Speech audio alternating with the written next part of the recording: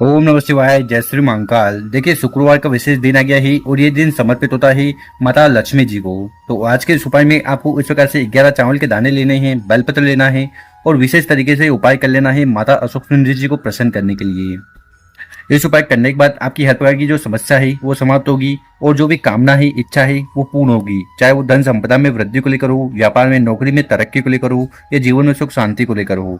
तो गुरु जी ने बहुत ही अचूक उपाय बताया है, कैसे करना है वो बताएंगे। उसके पहले इस वीडियो को लाइक कर दें, चैनल पर नए हो सब्सक्राइब कर दें और कम से कम 3 लोगों के साथ इस वीडियो को व्हाट्सएप पर जरूर शेयर करें, उन लोगों की मदद करें।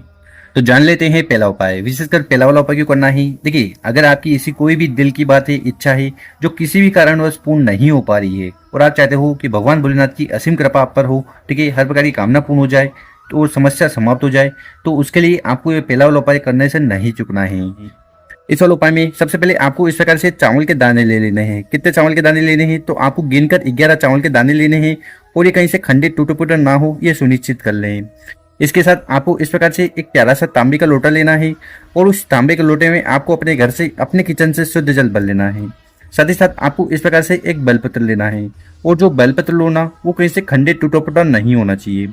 और फिर आगे जो भी सामग्री बताई है उनको लेकर चले जाना है शिव मंदिर, ठीक है। सुबह करना चाहो तो सुबह कर लीजिएगा, शाम को करना चाहो तो शाम को कर लेना। और शिव मंदिर में पहुंचकर उत्तर दिशा की तरफ मुंह कर बैठ जाना है और जो भी पूजा अर्चना आपको पहले करनी है वो कर लीजिएगा। देखिए, शिवलिंग के ऊपर बेलपत्र का उपाय करने से कामना पूर्ण होती है, बीमारियां समाप्त होती है। चावल का उपाय करने से आर्थिक स्थिति सुधरती है। तो सबसे पहले आपको करना क्या है कि आपके पास जो 11 चावल के दाने है ना, एक एक चावल के दाने को उठाना है और इस जल के लोटे में इन चावल के दाने को डाल देना है। तो इस प्रकार से आपको चावल वाला जल तैयार कर लेना, ठीक है। उसके बाद आपके पास जो एक बेलपत्र है, उस बेलपत्र को उठाना है, अपने सीधे वाले हाथ में इस प्रकार से बेलपत्र को रख लेना है। बेलपत्र की जो बड़ी पत्ती है वो शिवलिंग की तरफ होगी, डंडी आपकी तरफ होगी, ठीक है। उसके बाद आपके पास जो जल का लोटा है जिसमें आपने 11 चावल के दाने डाले थे, उसको आपको अपने सीधे वाले हाथ में इस प्रकार से रख लेना है। तो इस प्रकार से आपको ये उपाय करना है, ठीक है। देखिए, अगर आपके घर के आसपास शिव मंदिर है तो ये उपाय आप अपने घर से भी कर सकते हो। और शिव मंदिर में पहुंचकर सबसे पहले करना क्या है कि आपके पास जो तांबे का लोटा है ना, उस तांबे के लोटे को उठाना है, जल का लोटा शिवलिंग के ऊपर समर्पित कर देना है। श्री शिवा नमस्तुभ्यम ओम नमः शिवाय पंचाक्षर षडाक्षर मंत्रों का जाप करते हुए जल समर्पित कर दिया। उसके बाद आपके पास जो एक बेलपत्र है, ठीक है, उस बेलपत्र को उठाना है और उसको आपकी जो भी कामना है, इच्छा है, उसका स्मरण करते हुए बेलपत्र को समर्पित करना है माता अशोक सुंदरी वाली जगह पर। तो दोनों जलाधारी के बीच में ये जो मोटी सी लाइन होती है, यही माता अशोक सुंदरी जी की जगह है जहाँ पर आपको उस बेलपत्र को समर्पित कर देना है। बेलपत्र की जो पत्ती है वो शिवलिंग की तरफ होगी, डंडी जलाधारी की तरफ होगी।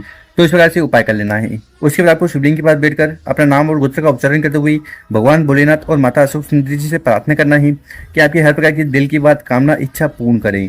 देखिए, वो कामना किसी भी प्रकार की लेकर हो, धन को लेकर हो, संपदा को लेकर हो, आपके कार्य पूर्ति को लेकर हो, ठीक है, व्यापार को लेकर हो या नौकरी को लेकर हो, तो हर प्रकार की कामना पूर्ण होगी इस उपाय करने के बाद। तो अब जानते हैं अगला उपाय। विशेषकर इस उपाय करने के बाद माता लक्ष्मी और भगवान विष्णु बहुत ज्यादा प्रसन्न होंगे। उसके बाद आपके सारे कार्य बनने लगेंगे, कामना पूर्ण होगी और किसी भी प्रकार की विघ्न, परेशानी, समस्या है ना, वो भी समाप्त होने लगेगी।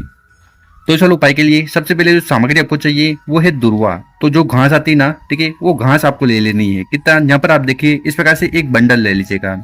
साथ ही साथ आपको इस प्रकार से दूध लेना है, ठीक है। जब भी दूध की बात होना तो आपको कच्चा दूध लेना है और गाय का दूध मिल जाए तो सर्वोत्तम है, ठीक है। कितना लेना है तो ये आपके ऊपर निर्भर है। एक कटोरा ले लीजिएगा या उससे आधा भी मिल रहा हो तो वो भी आप ले सकते हो। इसी के साथ आपको इस प्रकार से एक स्टील का लोटा लेना है, ठीक है।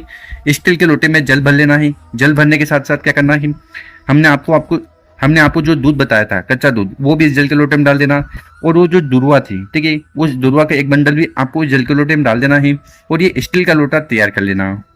उसके बाद आपको अपने घर में ही चले जाना है। कहाँ जाना है तो आपके घर में जहाँ पर भी विष्णु जी का कोई भी स्वरूप हो, लड्डू गोपाल हो, मूर्ति हो, पोस्टर हो, तो उनके समक्ष चल जाना है। वहां पर जाने के बाद करना क्या है, आपको इस प्रकार से एक पटिया लेना है। पटिया मतलब जो पाटला आता है ना, ठीक है, इस प्रकार से एक पटिया लीजिएगा, ठीक। उस पटिया को आपको एक जगह, एक स्थान पर रख देना है, ठीक।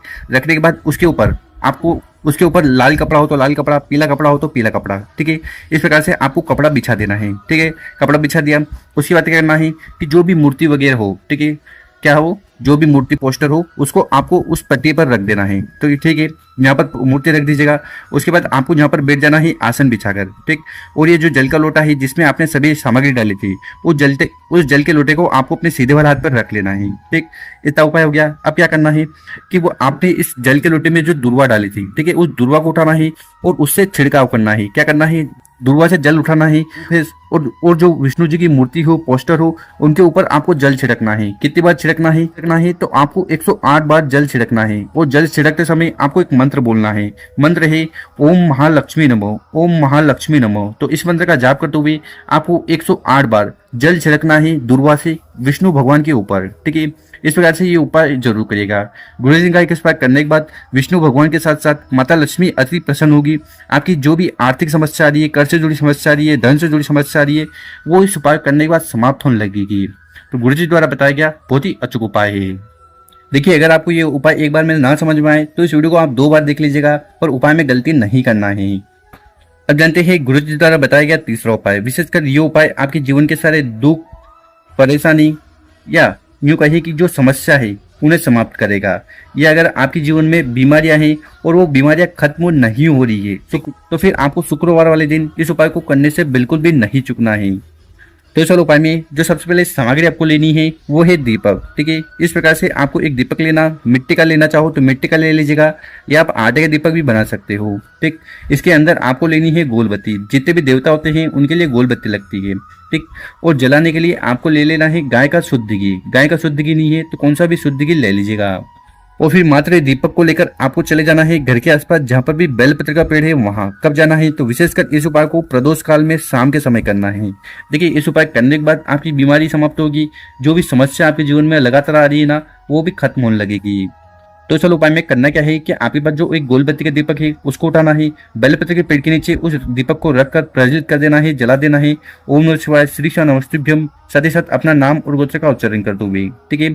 इस दीपक की जो दिशा होगी वो उत्तर दिशा होगी। देखिए, जितने भी देवता होते हैं, देवियां होती हैं, उनके लिए जब भी दीपक जलाओ तो इस दीपक की दिशा उत्तर दिशा की तरफ होनी चाहिए। तो इस तरह से आपको दीपक जला देना है। उसके बाद आपको वहां पर बैठकर भगवान भोलेनाथ से और माता पार्वती जी से प्रार्थना करना है कि आपके जीवन में सारे दुख, परेशानी, समस्या को समाप्त करें और कामना को पूर्ण करें। साथ ही साथ गुरु जी ने कहा है कि आपको बेलपत्र के पेड़ के नीचे दीपक जलाकर एक काम करना है। काम क्या है, आपको महामृत्युंजय जो मंत्र है उनका जाप करना है। आपको पता होगा कि महामृत्युंजय मंत्र कुछ इस प्रकार है। ओम त्र्यंबकम यजामहे सुगंधिं पुष्टिवर्धनम उर्वारुकमिव वंदनान् मृत्युंजयम् अमृतात्। तो इस मंत्र का कम से कम 7 बार, 11 बार, 21 बार, 51 बार या 108 बार जाप करना है। इस उपाय करने के बाद जीवन के साथ दुख, परेशानी, समस्या और जो बीमारी है वो समाप्त होने लगेगी। क्योंकि गुरु जी ने कहा है कि जो भी व्यक्ति शुक्रवार वाले दिन दीपक जलाकर शुक्र देवता के नाम से इस प्रकार से ये महामृत्युंजय मंत्र का जाप कर लेता है ना, तो उस व्यक्ति के जीवन से सारे रोग, पीड़ा, समस्या समाप्त होने लगती है। तो गुरु जी द्वारा बताया गया बहुत ही अचूक और विशेष उपाय ही कर जरूर देखेगा। और मेरे प्यारे दोस्तों, अगर आपको वीडियो अच्छी लगी हो तो इस वीडियो को 5 लोगों के साथ व्हाट्सएप पर, इंस्टाग्राम पर या फेसबुक पर जरूर शेयर करें, उन लोगों की मदद करें। ओम नमः शिवाय, जय श्री महाकाल। मिलते हैं हम आपसे को नई वीडियो में।